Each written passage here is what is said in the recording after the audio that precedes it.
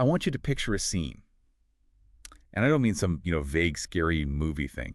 I want you to really visualize a very specific place. You're standing in Mecca, near Mount Safa.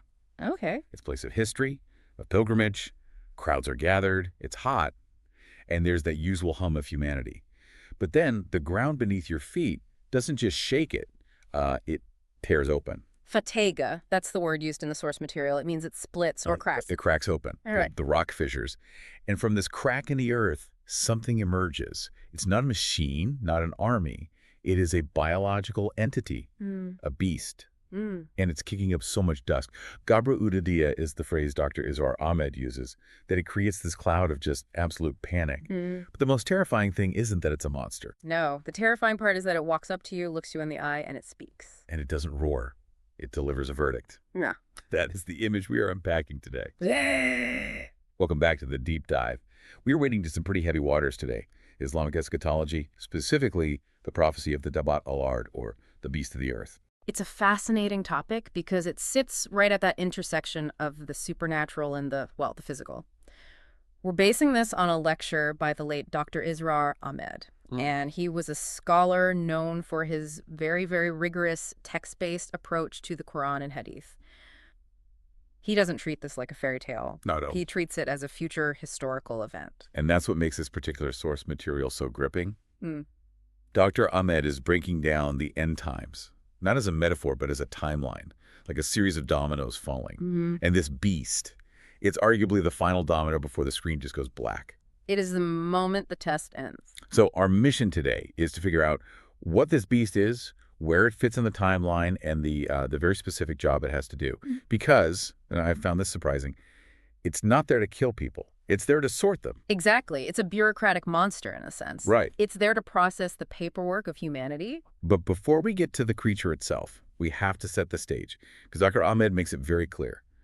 The beast doesn't just show up on a random Tuesday. It appears in a specific context.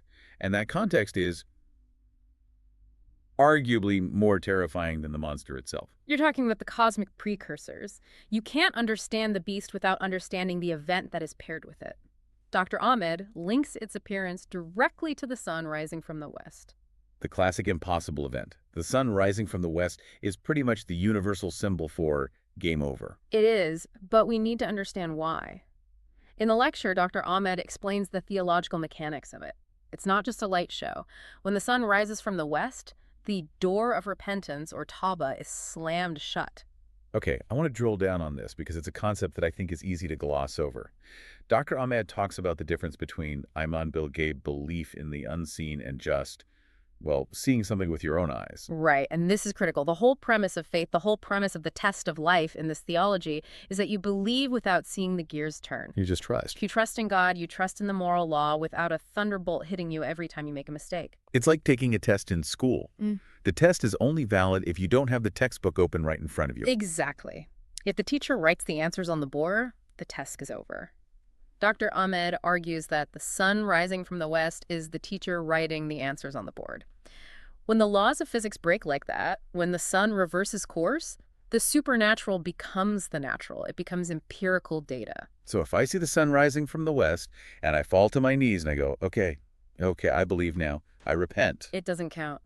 That's the chilling part of the source material. Wow. It's just observation at that point. You aren't believing, you're just acknowledging reality. It's like saying, I believe this table is solid. Yeah, obviously. So Dr. Ahmed emphasizes that this event marks the end of free will in terms of faith.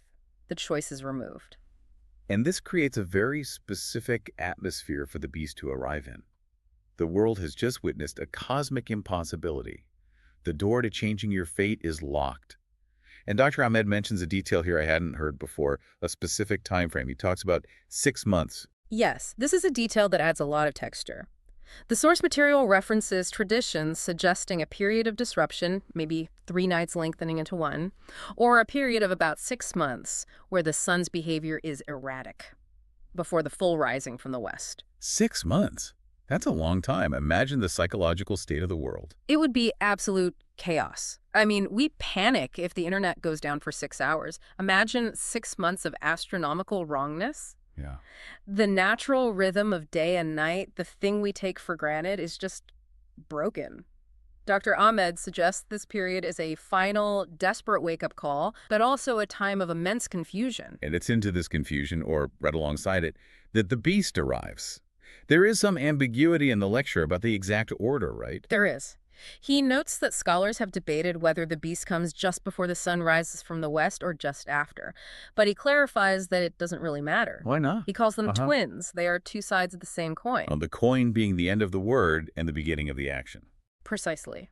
Whether the beast appears to warn people that the sun is about to rise, or appears to confirm that the door is now closed, the function is the same. The time for debate is over. Okay, let's go to ground zero. The emergence. Yeah. Dr. Ahmed is very specific about the geography. We aren't in New York or Tokyo, we're at Mount Safa. Which is so symbolic. Mount Safa is central to the Hajj pilgrimage. It represents the effort of the believer, that running between the hills. For the earth to crack open there at the site of such holy effort, it's a massive disruption of sanctity. And the description of the event is so visceral. The source says the earth splits and the beast emerges, kicking up dust. Gabra Udadia. That phrase just paints a picture of violence and speed, doesn't it? It's not a slow, majestic rise. It's an eruption. People are gathered there probably for worship, and suddenly there is this creature occupying physical space. And the natural human reaction is described, too. People run. They scatter. Of course. It's fight or flight. But Dr. Ahmed quotes the verse. When the word falls upon them, the implication is that you can't run. You can't escape it. No, he explicitly says nothing can escape God. In a disaster movie, the hero might find a bunker. Here, the source material asserts that geography offers no protection. The beast will find you. Let's talk about the beast itself, because this is where the deep dive gets really interesting. I think when we hear beast, we think of, I don't know, a dragon or something. Yeah. But Dr. Ahmed uses a very specific Urdu phrase to describe it. Bari Barkam. That is a weighty phrase, Bari Barkam. It means massive, heavy, cumbersome. It implies density. It sounds so biological, almost like a hippo or an elephant, but just magnified. Yes, it implies a creature that is bound to the earth. And that connects to the Arabic term in the Quran, dabat alard. Daba typically refers to a grazing animal. Like a beast of burden. Exactly, something that walks on four legs and eats grass. It's a dumb beast in the classical sense. Which creates this incredible paradox. You have this massive, lumbering, heavy, grazing animal, but it possesses the highest faculty of humanity. Speech, articulate, theological speech. That's the aha moment for me in this text. If an angel came down and spoke, we'd say, okay, it's an angel. If a human spoke, it's normal. But for the dirt, for the animal kingdom to lecture us. It's the ultimate inversion. Dr. Ahmed points out that this is a humiliation for humanity in a way. How so? Humans were given the gift of speech and intellect to recognize the truth. They failed. So now God empowers a dumb beast to do what the humans refuse to do. The animal is more spiritually aware than the people running from it. So this Bari Barkam creature is moving through the crowd. And it's not just giving a speech from a podium. It's getting personal. This is the sorting we talked about. Yes, this is its primary function. It's not a destroyer. It's a labeler. The source describes it interacting with every single person individually. Okay, so let's break down the two categories, because there are only two. No third option. First, the believers, the moment. What happens when this massive beast approaches a believer? It's a surprisingly tender interaction physically. The source describes the beast wiping the face of the believer. It cleans them. Brightening is the word used, isn't it? Yes. It removes the dust, maybe the dust of the panic or the metaphorical dust of sin. Their face is left shining, glittering. It's a visible, undeniable mark of validation. You are one of us. Imagine the relief in that moment. You're terrified, the earth is shaking, this monster touches you. Yeah. And suddenly you're glowing. You're safe. But then you have the other side, the disbeliever, the kafir. And this is brutal. The beast brands them. It stamps them. The source mentions the nose, or the face, the most visible part of a person. And the nose is a symbol of dignity in many Eastern cultures. Right. To be branded on the nose is a mark of ultimate disgrace. And it's permanent, isn't it? It's indelible. Dr. Ahmed emphasizes this isn't a temporary mark. It's a sign that stays. And while it's doing this, the beast is delivering a message. And the message is just pure irony. These people did not have certainty in our signs. Yakin, that's the Arabic word, Yeah. certainty. And Dr. Ahmed points out the irony here so beautifully. The beast is basically saying, you wanted a sign. Here I am. I am a talking mountain of an animal. I am a miracle. But because you waited until you saw me to believe... You failed. Exactly. The beast is the physical embodiment of the sign they demanded, but it arrives too late to save them. It's telling them, you lacked yakin when it mattered, when the signs were subtle. Now the signs are gross and physical, but your chance is gone. It's like the beast is just the receipt for the transaction you already made. That's a perfect way to put it. The branding isn't a judgment being made in that moment. It's a revelation of the judgment that was already passed when the sun rose from the west. Now, I want to move to the aftermath. Yeah. Because Dr. Ahmed paints a picture of society after the beast has finished its work. And honestly, this feels like something out of a dystopian novel. We're talking about the total end of privacy. The end of ambiguity. I mean, think about how our society functions today. It relies on the fact that we don't know what's in each other's hearts. Right? I can walk into a meeting and I can be a good person, a bad person, a struggling person, nobody knows. I can wear a suit and a smile, and I fit in. We have this social contract of politeness. We call it the benefit of the doubt. But Dr. Ahmed explains that after the beast passes, that contract is completely shredded. The transparency of faith becomes absolute. You are wearing your spiritual reality on your face. The source says people will stop using names. Yes.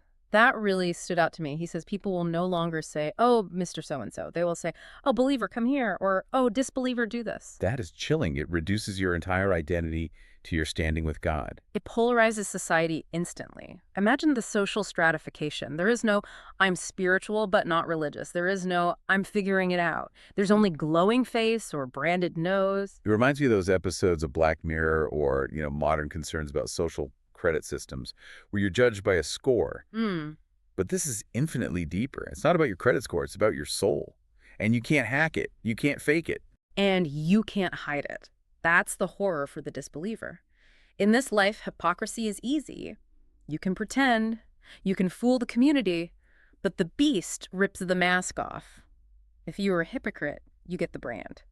The inner reality is forced to become the outer reality. And remember, this is all happening in a world where the door of repentance is closed. Wow. So if you are branded, that's it. That's it. You have to live with that mark, walking around, knowing there is no way to scrub it off. It's a state of living despair. Dr. Ahmed suggests this is the final phase of history.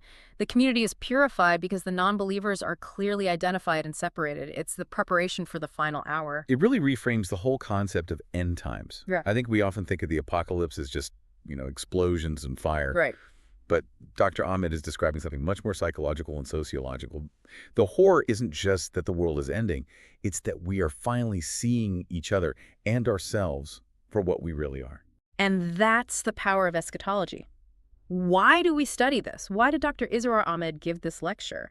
It's not to scare us into buying survival gear. No, it's to wake us up to the present. Precisely. If the beast appears after the door closes, then the sorting is happening now. We are writing the verdict today. The beast just reads it out loud later. That is the crucial takeaway. We are currently in the time of the unseen. The sun is rising in the east. The laws of physics are working. The door is open. This is the time of value. This is when faith counts. Dr. Ahmed's message is essentially, acquire your yakin, your certainty now. Build your relationship with the signs of God now while they are subtle. Because if you wait for the Bari Barkham beast to show up, You've waited too long. it's a heavy realization. We're deciding right now which category we fall into. The beast is just the developer, developing the film that we're shooting today. And the question is, what image is on that film? That's where I want to leave our listeners today. We've talked about the earth cracking, the panic, the dust, the brand. But strip away the sci-fi elements for a second. If that beast emerged from the ground right now, walked into the room where you're listening, and looked you in the face,